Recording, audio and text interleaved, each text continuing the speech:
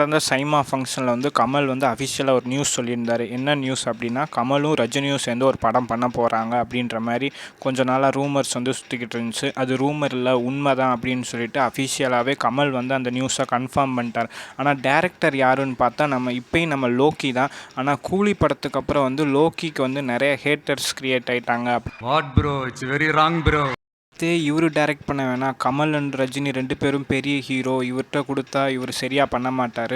இன்னும் நிறைய பேர் நிறையா டேரக்டர்ஸ் பேர்லாம் சொல்கிறாங்க. நெல்சன்கிட்ட கொடுங்க, அவர் சூப்பராக பண்ணுவார். இல்லாட்டி அட்லிகிட்ட கொடுங்க, அவர் சூப்பராக பண்ணுவார். இல்லையா நம்ம கமலே வந்து டைரக்ட் பண்ணி எடுக்கட்டும், அவரும் கூட சூப்பராக தான் பண்ணுவார். ஆனால் இப்போதைக்கு வந்து லோக்கி தான் கன்ஃபார்ம் ஆயிருக்காரு. ஏன்னா லோக்கிக்கு வந்து இப்போ பெரிய மார்க்கெட்லாம் இருக்குது. அது மட்டும் இல்லாமல் கடைசியாக இவர் எடுத்த 3 படமே வந்து பெரிய ஹீரோஸை வச்சு தான் எடுத்திருக்காரு. விஜயை வச்சு எடுத்த லியோக்கு அப்புறம் கோட்டுக்கு வந்து பெரிய வரவேற்பு இல்லை. உலகநாயனுக்கு விக்ரமுக்கு அப்புறம் தக் லைஃப்க்கு பெரிய வரவேற்பு இல்லை.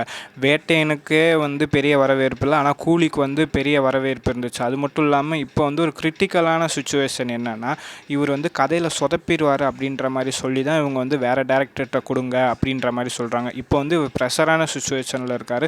ஆனால் இதே மாதிரி ப்ரெஷரான சுச்சுவேஷனை கேண்டில் பண்ண முடியல ஒரே ஆள் வந்து நம்ம லோக்கி தான். ஆல்ரெடி நம்ம விக்ரம் படத்தில் பார்த்துருப்போம். இப்போ வந்து இவர் எந்த ஒரு குறையும் இல்லாமல் இந்த படத்தை எடுத்து முடிப்பாருன்ற மாதிரி நான்லாம் நம்புகிறேன். நீங்கள் வந்து சொல்லுங்கள், யார் இந்த படத்தை எடுத்தால் கரெக்டாக இருக்குன்னு.